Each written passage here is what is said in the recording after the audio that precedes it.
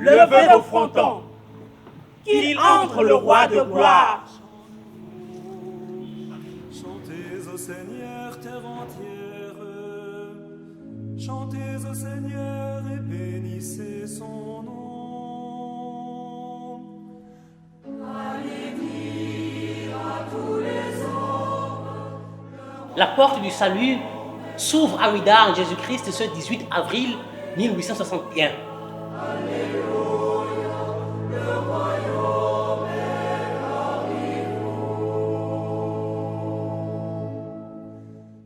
Après diverses vaines tentatives d'évangélisation du temps romain par les chapelains des négriers ou les capucins et dominicains envoyés par leur roi, le prodigieux dessein du Seigneur se réalise par la société fondée par Monseigneur Melchion de Marion de Brésilac le 8 décembre 1856 à Lyon. À Lyon.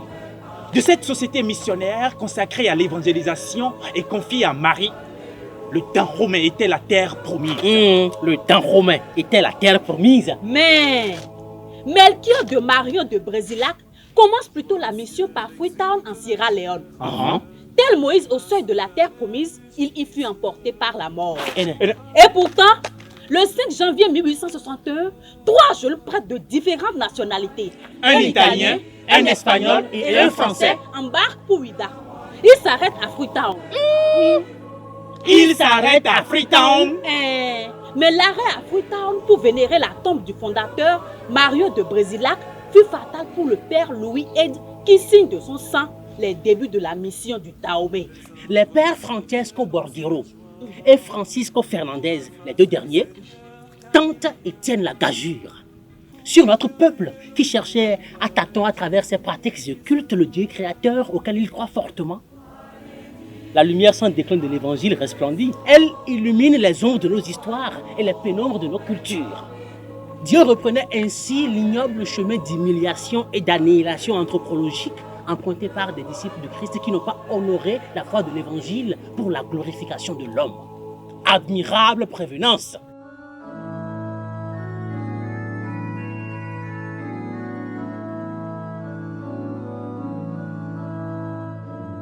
Avec Monseigneur Isidore de Souza, chantons.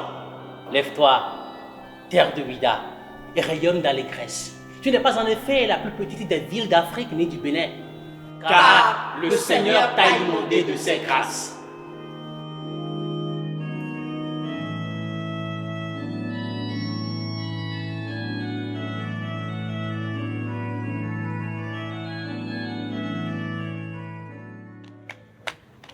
Déjà le 29 septembre, un baptême et la première communion d'un adulte. Et le 2 octobre, 6 petits-enfants tant mulâtres que noirs.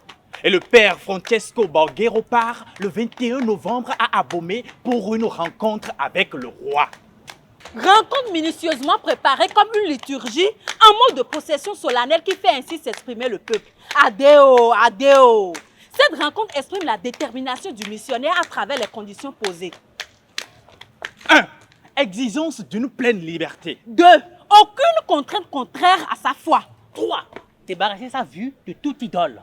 4. Refus de tout sacrifice humain en son honneur. L'objectif de la mission est ainsi précisé au roi au regard des possibles amalgames. Mais même si le roi accepte tout apostolat excepté le baptême de ses sujets, c'est déjà un grand pas. Ou bien, bien sûr, insondable dessein. 10 février 1862, ouverture d'école. De salle de catéchèse en 1863. Des dispensaires, d'internats, de... Oh Dieu, dans ta lumière, nous voyons la lumière. In tuo lumine vidimus lumen.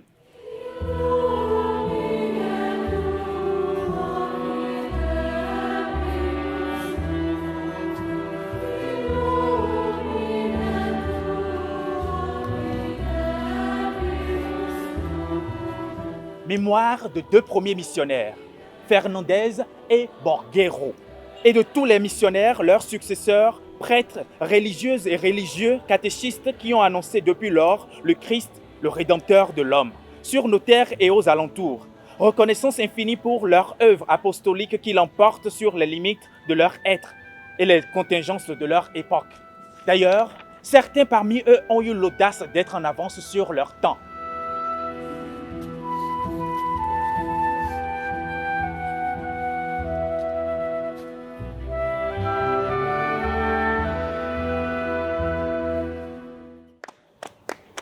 Reconnaissance.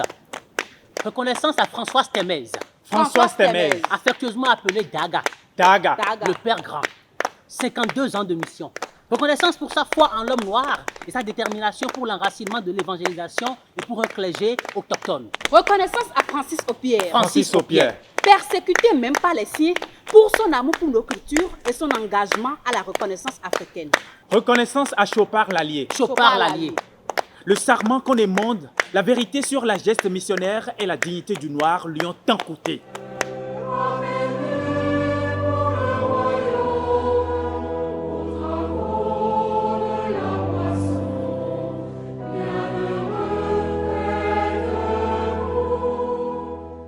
dépaysés, frappés, emprisonnés, chassés, quelquefois découragés, fatigués des longs voyages à pied, en pirogue et plus tard à mobilette, sur les routes, les pistes, dans l'inconfort du mode de vie, livrés à toutes insécurités, dans les écoles et les hôpitaux qu'ils ont été les premiers à fonder, dans les champs, dans les maisons. Les missionnaires ont connu le danger. Danger des féticheurs, danger de la mort, danger des colons compatriotes, danger des routes, danger des rois, danger du climat tropical qui réduisait l'espérance de vie. D'autres, certainement nombreux, ont souffert dans le silence, le mépris, l'incompréhension à cause de leur amour du noir. Inconnus de nous, ils sont connus de Dieu. Les missionnaires ont jeté en nos terres la graine de l'évangile, même au péril de leur vie. Fernandez, le plus jeune, désespéré, décide de rentrer.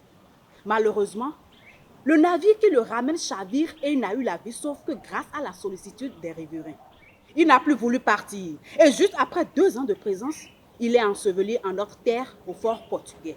Mémoire de tous les missionnaires, prêtres, religieux et religieuses couchés dans la gourmande mort, la plupart frappés dans la fleur de l'âge. Lumineux exemple de don de soi pour la jeunesse. Ils dorment dans nos cimetières à Ouida, à Agoué, dans nos églises ou paroisses. L'humble graine de s'élever qui portait la promesse du Créateur, déposée en cette terre défrichée des siècles auparavant, est devenu un arbre en pleine croissance.